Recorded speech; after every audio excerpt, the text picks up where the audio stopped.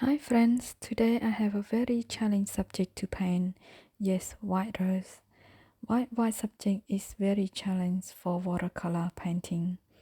It's because watercolor isn't like any other medium. We don't use white paint to paint a white subject because it will lose its transparency, which is the beauty of watercolor. But we do use white gouache or white watercolor pigment sometimes, only on small areas. If you look close and long enough on the white subject, you will see that it's not just a pure white. Example, this white rose that I choose for my reference photo, you can see that it's get the reflection from the center of the rose, which is the peach color or orange, and then I can see some pink, blue, violet, and even some green, which is the reflection of the surrounding leaves. So in watercolor painting, when we paint white subject, we look very closely and combine those colors to create our white subject. Or sometimes we use gray to paint the shadow area so the white subject could reveal. At this stage, it's very hard to see the flower because I paint very lightly, but I promise you the flower will reveal soon. So I have divided the process of this painting into 3 stages. Stage 1 is color mapping. This stage I just drop on all the colors I could see of this rose on the paper. And then I leave the shadow for stage 2, but of course I couldn't help myself.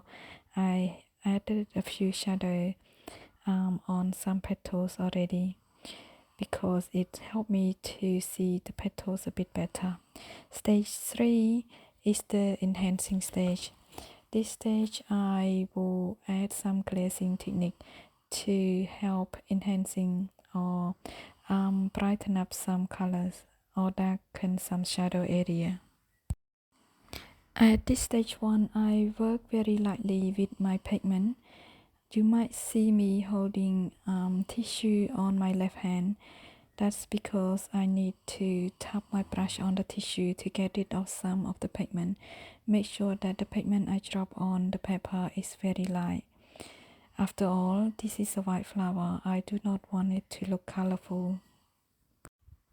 I do need to apologize for the lighting of this video because I need natural light to help me to see a bit better, as I use the diluted paint and it's very hard to see during the painting process. And the day that I filmed this painting, the sky keep going cloudy and then back to sunny and then back to cloudy, so the lighting of this video is keep changing, and I'm sorry for that.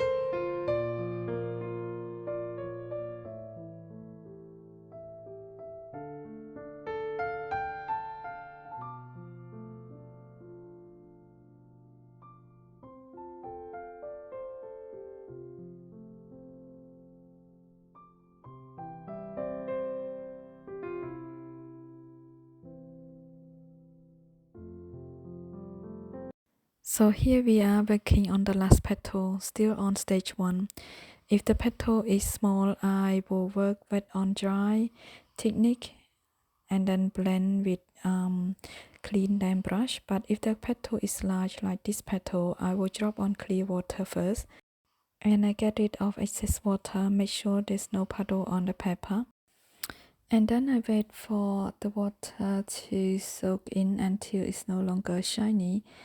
And I drop on the mixture of the peach orangey color that I mixed earlier using cadmium orange and burnt sienna and Prussian blue and the violet that I mixed between my red and the Prussian blue on the paper. So when I wait for the paper to soak in like this, all the colors that I put on pretty much stay where they are. They do spread a little bit, but not too much. So this way it doesn't make a muddy color. So when we finish painting this petal, we pretty much finish stage 1 of the painting. Before we getting into stage 2, I would like to share with you why I work each petal at a time, because I need to preserve some white paper, such as over here. You could see at the edge of the petal, I leave some very tiny white lines, and also over here. For the second reason is because this flower is huge. If I wet the whole flower, most of the area will get dry before I get to work on it. Now we're getting into stage 2, which is the shadow stage. At this stage, it will help us to see the petal a lot clearer. I'm still working with very diluted paint because I want the shadow to be transparency. Each shadow I put on helps to define the petal. I'm using glazing technique to paint the shadow area. Some shadow I use violet mixture that I mixed earlier. Some I use the peachy orange. And then some shadow I actually have to glare the violet on top of the orange peachy color. If the shadow area is small, I just use wet on dry technique and then soften the edges with clean damp brush. If the area is big, I will wet the paper first and then I drop on the color.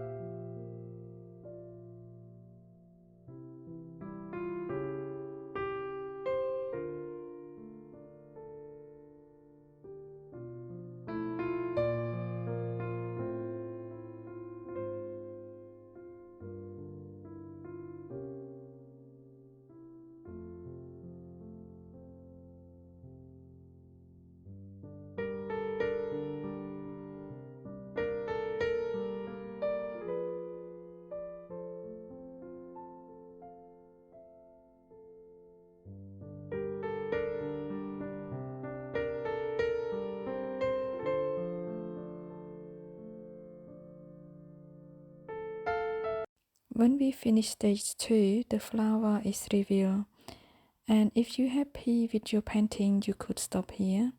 But I like to take it a step further, and that leads us to stage 3. So at stage 3 is the glazing stage. At this stage, I use glazing technique to enhance some color and darken some shadow area to get the value I'm looking for. At this stage, my paint is still very diluted as I want the color to show through. So if you haven't heard of glazing technique before, it's pretty much a wet on dry technique, but you use it on top of the existing painting to help to enhance the color.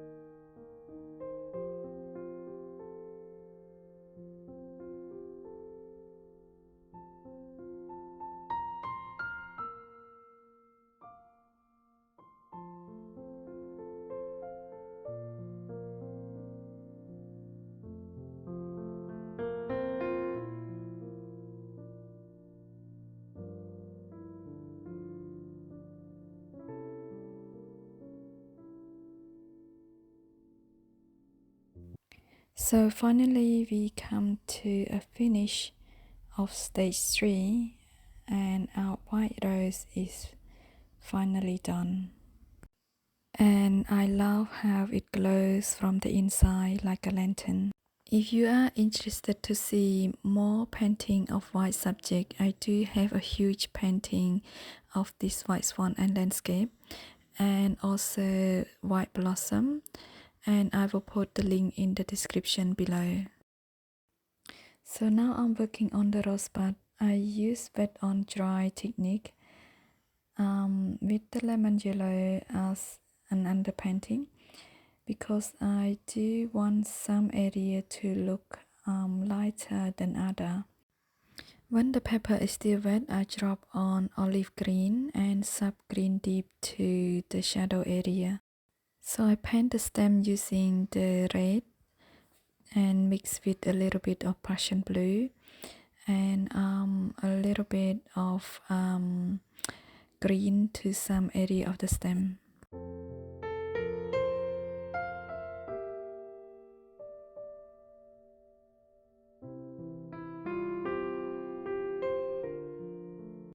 And then I let it dry before I paint the brown mixture using wet on dry technique and sometimes dry brush technique to create the texture. So my phone was dead, so I couldn't show you how I paint the petals between those green in the rosebud, but it's very simple. I just wet the area and then I drop on the color of the petals that shows between those green. For the leaves, I choose to have warm green and cool green. For the warm green, I have lemon yellow as an underpainting, and I use olive green on top to suggest those light green leaves that stay close to the flower. And for the cool green leaves, I use lemon yellow as an underpainting, and then I drop on sub green deep to suggest the dark green leaves that stay further away from the flower. So for the leaves, I do not want to paint them in very details. I just want them to stay in the background to help to frame my white flower. Without the leaf, my white flower wouldn't stand out. But I do leave some white petals against the white background to show the similarity. This way, my subject will stay connected to the background. So I will come back next week with the painting of this simple blue butterfly. If you like to watch this video, I will put the link in the description as well. If you like this video and would like to give my little channel a support, it's very simple. Just click a like or share this video with your friends or subscribe to get the notification every time I post. Thank you for joining my art journey today. Hope you have a lovely week.